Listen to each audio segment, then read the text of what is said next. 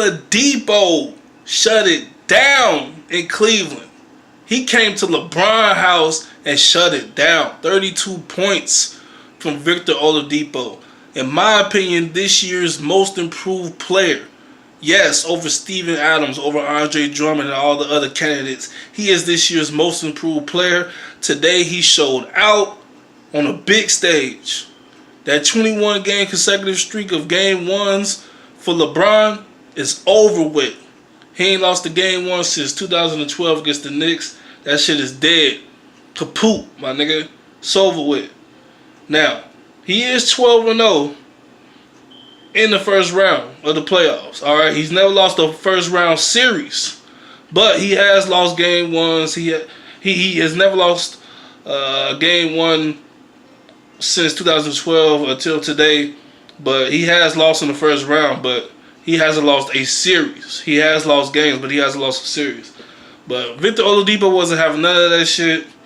As a team, him, Lance Stevenson, Joseph, Miles Turner, Sabonis, Bogdanovich, they all play great. They all play like a team. Nate McMillan is an underrated head coach. He has done a great job coaching his team. And Victor Oladipo is the man over there in Indiana. He's the man over there in Indiana. It's not nobody else. It's not Lance Stevenson. It's not Miles Turner, who I think has potential to get better and be great. It's Victor Oladipo. That's his team now since Paul George is gone. And he has taken that team under his wing, and they're all going as he go. He's leading the way. He's leading the charge. And LeBron, you claim to be the best player on the planet, which you are. You claim to be the best player in the world. You claim to be the king, the chosen one, all these other dumbass nicknames that people like to call you. I'm not calling you no king, alright? That's some shit I'm not going to do. I'm not calling another man no king. I don't even call my father a king. Shit is dead. But look, you claim to be all that shit, but in certain situations, when it's time to be clutch, when it's time to take over, you don't take over. And it's a reason why people get on your head because of that, because you tend to be passive in those kind of moments. You don't take over, and you're supposed to be taking over at that time. Alright, it's a 12-point lead. You're down 90-78. It's about 3 minutes left, or a little under 3 minutes left, about 2:45, 2:50. It's still some time left to try to make something happen, to try to do something. Here you go passing the ball, being passive, not being aggressive, going to the paint and trying to draw a foul or take a shot. You're supposed to be that guy that takes charge. You're the leader. You're the best player on that team. You're the best player in the world. Why are you not taking over in those moments? Like I said, it's a reason why people get on your head, and niggas wonder why we do that, because in certain situations like that, you have to be that guy that takes over. Alright? It's a reason why we don't call you clutch. It's a reason why we beat on your fucking head. You were supposed to take over. You got Cavaliers fans leaving. It was just all bad for Cleveland today.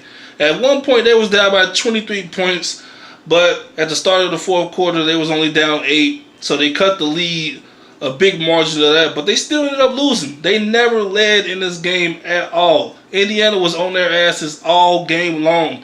And like I said, Victor Oladipo, shout out to you. You played a great game, 32 points. Inspirational game. Look, I gave Indiana 1 game in this series. I had Cleveland winning in 5. I'm not going to say Cleveland going to win 4 straight, but I still got them winning the series. Indiana could potentially win another game. They could make this a 6 or 7 game series, possibly winning a game at home or winning 2. Who knows what happens in game 2? Look, we all know LeBron and the Cavs are favorites to win game 2. They have to win game 2. Because if they go on the road to Indiana, they're going to be in trouble. Alright? They're going to be in deep trouble. Now, the Pacers can make something out of this series. Alright? They're a tough young team. They are a tough young team. I only gave them 1 game in this series, but like I said, they have beaten the Cavs in this regular season, 2 or 3 times out of the 4 games that they played. So they have that edge over them as far as wins this year. And now they won again today. So that's a big momentum booster for the Indiana Pacers. Let's see what happens in game 2, man. Look, it was a great game for the Pacers, not so much for the Cavaliers. Yeah, that's tough for LeBron. He couldn't wait to leave off that court because I know damn well if they would have won, he would have been trying to shake hands and shit. He would have been saluting to the opponent and shit. But his ass walked off that court so fucking quick. He was disappointed, and he should be, because in moments like that, when there's still time left, you gave up. You should have played harder down the stretch. I don't care if you had almost a triple-double, if you did have a triple-double. I don't know your numbers, but I know you had some nice numbers. But look, you should have been the man late in the game. You pussied out, and you fucking bitched out. Period. Y'all already know what to do, man. Hit that thumbs up button. Turn on those post notifications so you don't miss a video, alright? That subscribe button is right there. I don't know how many times I gotta tell y'all. Hit that button. What you afraid of, hit that motherfucking button so you can keep on watching me, man. I got some good content coming up. Hit my links in the description. Facebook, Twitter, Instagram. Follow me. LeBron, you wasn't the king today. You was a goddamn queen, my nigga. Simple. Well, at least lay down in the stretch.